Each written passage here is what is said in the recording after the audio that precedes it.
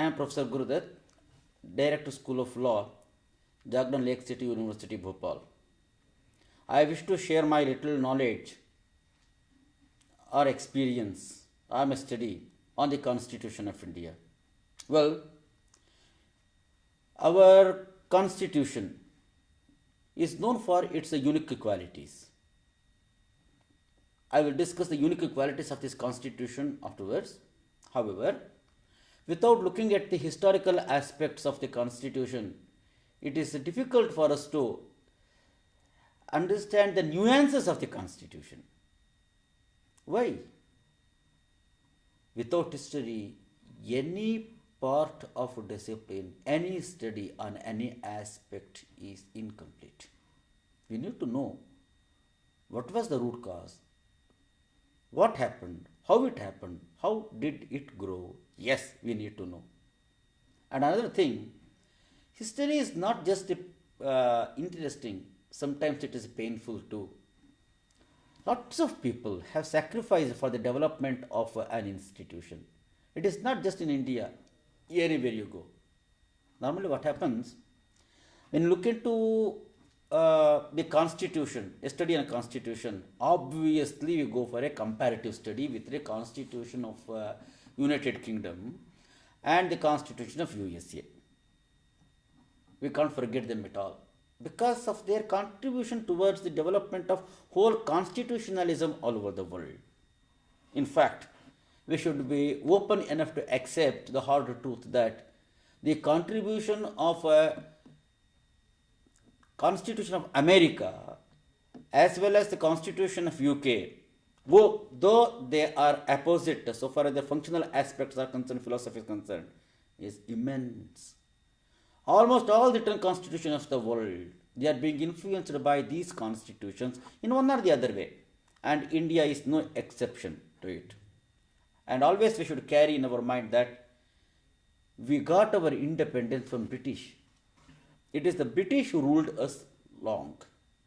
So obviously the impact of their legal values, their constitutional values, yes, it is deep. Not only that, the scholars, what we call the forefathers of the Constitution, many of them, rather majority of them, they got their education in UK system. Either barristers, what we call like Pandit Nehru. Not only majority of them. Of course, strictly we cannot call Mahatma Gandhi into Constituent Assembly because he was not the member of the Constituent Assembly. He remained apart. His philosophy life is different. Though his core preachings, philosophy, is there, is the inbuilt value of the Constitution. He did not take part in the Constituent Assembly or any aspect of the drafting directly or indirectly. That is different aspect of it. Okay, let me go back to Constitution of America and Constitution of UK. Yes, normally we tell, so far as the history of written constitutions are concerned, we look at the Constitution of America as the first written constitution. Of course, British scholars do not agree with that. They say our constitution is first one because always they refer to Magna Carta. Magna Carta is the first written document. We call that the constitutional document after 1215, I suppose. Yes, if you look at that perspective, the oldest written document available is Magna Carta. But in the name of the Constitution, in a codified, structured form, I think it is Constitution of America, which came into being in 1788. Well, it's a big struggle. In fact, what USA we call today, it was also a colony. It was ruled by British. Afterwards, they got their independence.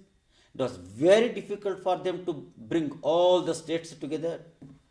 We need to remember the great persons like Madison, Marshall, Jay, Mr. Hamilton, Thomas Jefferson. How can you forget them? Like, we cannot afford to forget Dr. B.R. Ambedkar. Can you forget? No. Jawaharlal Nehru, Sapru, Krishnaswamy Iyengar. How to forget them? It's impossible. Like that, when we look at the history of American Constitution, we need to remember them. In fact, this trio we call, Madison, Mr. Jefferson, Marshall, and Jay. They used to write, and the papers have been codified. It's called as the Federalist.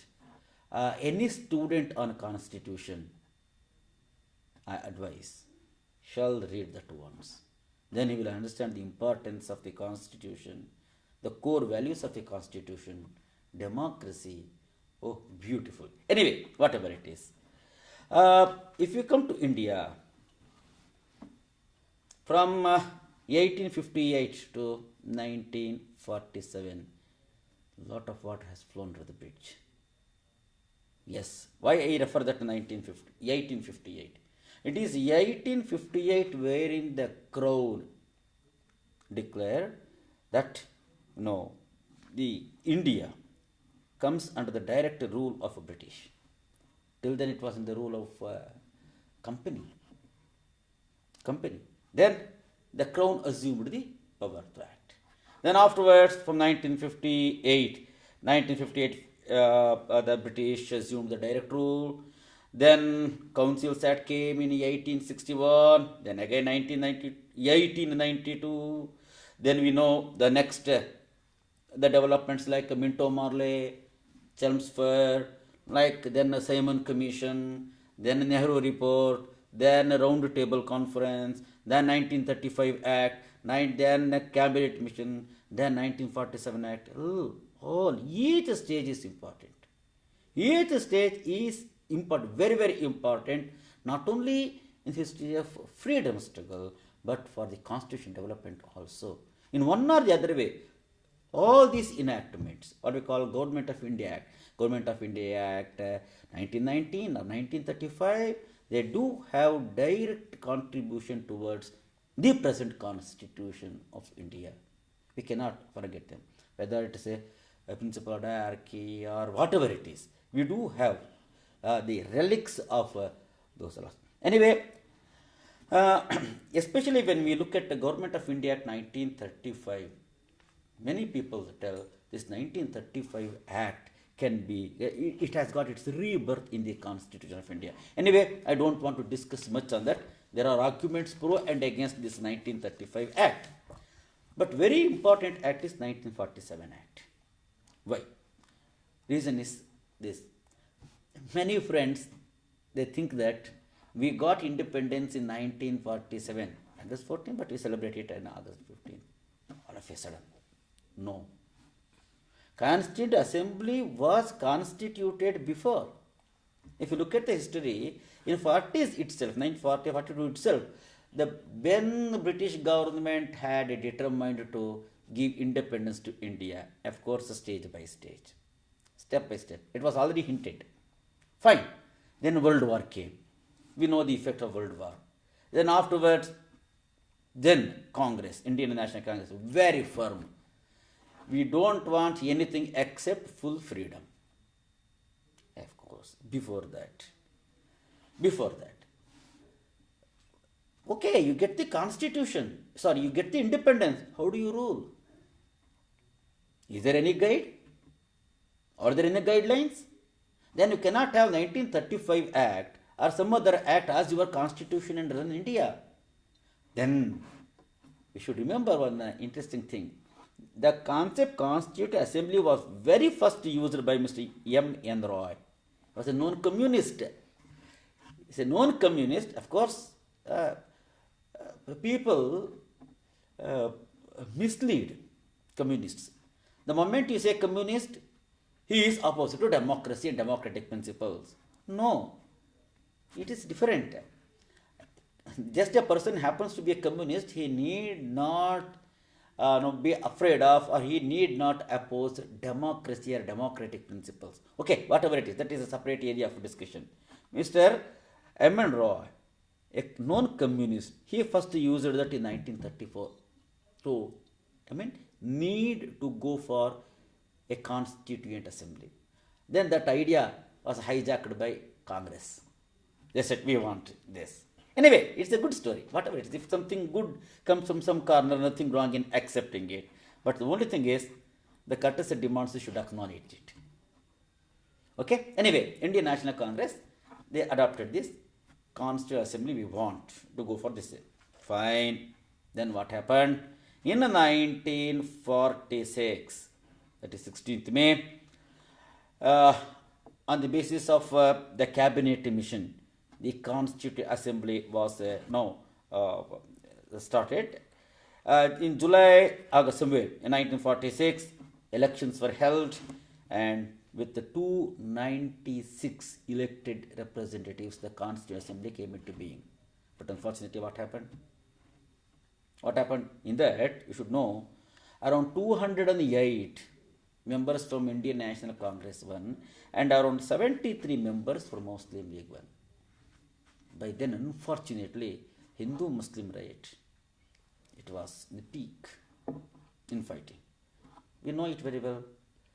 Muslims, they were demanding for a separate state by name Pakistan. Then Indian National Congress, no, it was stubborn, nothing like division. And it was going on. The politically motivated or philosophy motivated, that is a different aspect. Facts remains to be a fact. India had to be divided, it got divided. Then Mountbatten Plan came.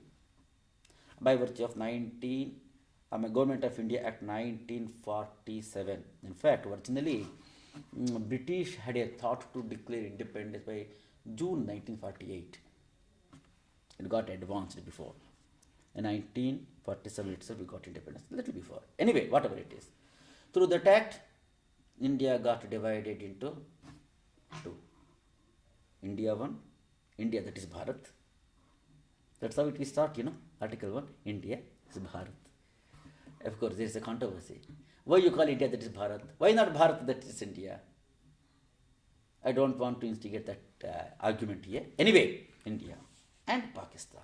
Then obviously, Pakistan has to go for a new Constituent Assembly. How that Constituent Assembly, which was, established in 1946, can draft a constitution for Pakistan now? That's not possible. Again, it was reconstituted.